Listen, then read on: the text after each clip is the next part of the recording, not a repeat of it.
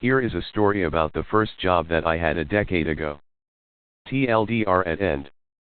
Disclaimer * some vagueness ahead because both parties, the company and myself, displayed some awful behavior leading to some horrendous consequences for all in the name of revenge.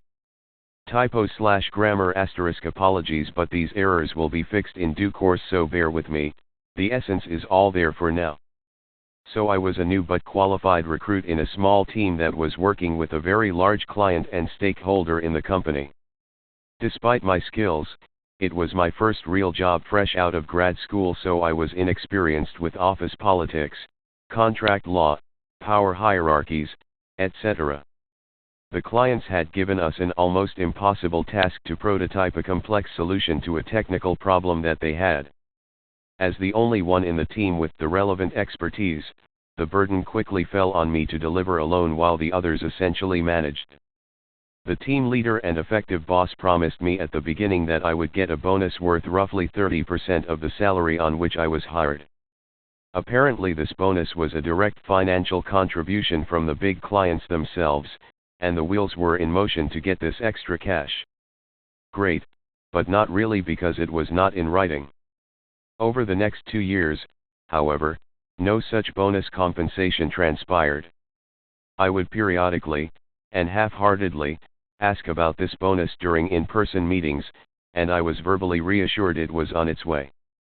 In hindsight, I would have been more assertive and perhaps sent an email, but again I was a newbie and unwilling to bite the hand that feeds, so to speak. After these 2 years, the company began to expand business with the client as a direct result of the work that I was on the impossible project. At some point the clients even present all that hard work of mine at some international conferences, of course claiming it their intellectual prop and proprietary solution.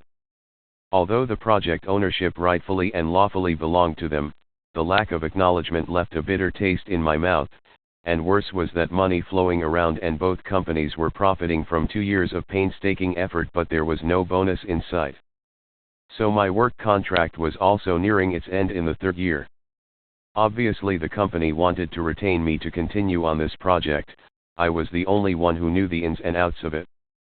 It would be a joint employment between the company and client, as I would be tasked with transitioning the project from the company to the client, which would require several more years to do so.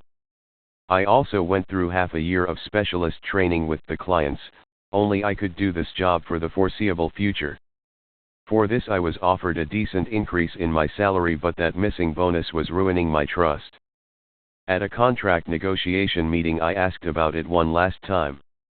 The team leader and boss said that they had no recollection of such an agreement/offer and that I should have got it in writing. Fair enough. Some lessons are learned the hard way. But the worst realization was that the missing bonus, a measly 30% of the new hire salary for almost 3 years, was now earmarked for an intern to join me on the project. It was almost a one-to-one calculation, as the client would sponsor the intern with the funds that were intended bonus for me. It was the last week of the work contract and Human Resources had invited me to double-check the document before I was to sign it. Of course, given all the time, money, training, and resources invested in me continuing on this project, and my very real eagerness to do it, it was assumed that I would be here for the long haul and the work contract was a formality. So what happened next is something that I do not recommend that anyone try at home, or work for that matter. It was a moment of impulse from a reckless youth. However, I was feeling particularly vengeful about this missing bonus. My ego had been bruised because I wrongly trusted them to follow through, but I was not clever enough to get the agreement in writing. Well, Uno reverse card moment, there was also no written agreement on my end. So I had not yet signed contract. I carefully double-checked my emails and there was nothing in writing where I agreed to continue on this project, or even this job. In fact, I had just been verbally enthusiastic about the project during meetings with my boss and the clients. The first new workday rolls around when I am officially no longer employed at the company or with the clients. I gave no notice and no warnings. I just abandoned them. On the previous day I had left my company pager and phone in the office locker. I had to sacrifice a few personal possessions on the office desk. I logged out of the work email/messenger system so they could not reach me. I am not sure how they responded because I ignored/deflected every single communication which came my way for following months. It was bliss knowing that I probably caused this company a major catastrophe for next few years at least. Of course I could not predict the consequences that they would face from abrupt and unannounced exit. But I did not have time to care about them. I had to become selfish and I had to dip into my savings and relocate and start afresh and anew in another city far away, which was very difficult without references considering the professional bridge that I had just burnt, hence the not recommending part, but eventually my skills began to speak for themselves. The last I heard about the company was from an ex-colleague as we reconnected on an online professional network a few years ago. Apparently the company still exists, but it is a shell of its former self as things went horribly south after I left. They lost the big client as I had anticipated.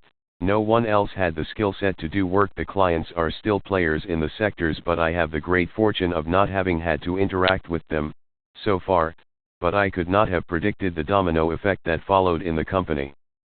A few more large clients followed soon after because staff had to be reshuffled to do my project, and these other clients felt neglected.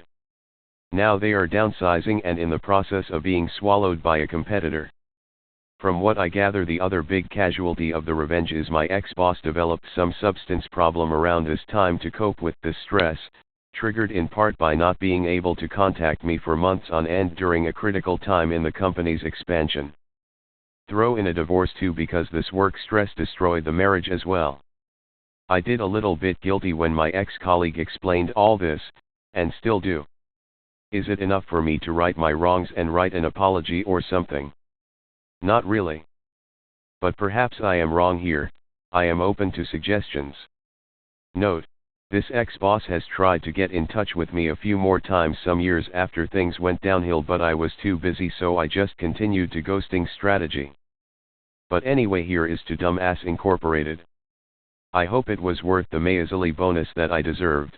I was brought on as a new recruit and I was a junior who had to lead the project from get-go. I had to work hard and learn new skills in the hours outside of work so the fat clients and middle management to reap the rewards.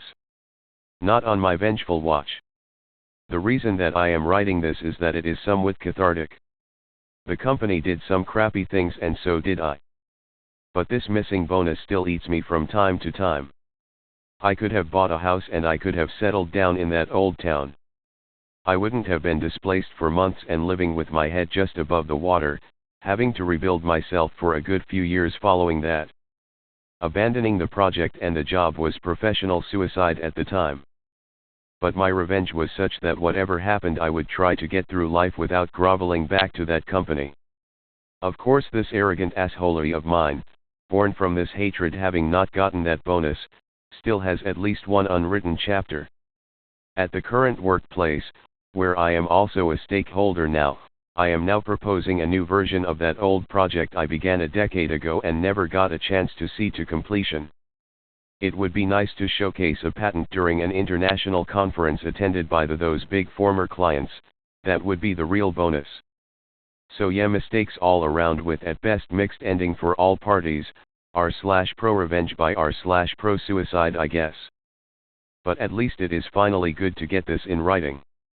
TLDR** company does not pay me a bonus because it was not agreed in writing. I abruptly abandoned them mid-project because my future employment with them also was not in writing. I continue to ghost them for weeks/months/years after this personal D-Day and move on in life just to spite them, and it plays a central role in causing the entire business to crumble a decade later.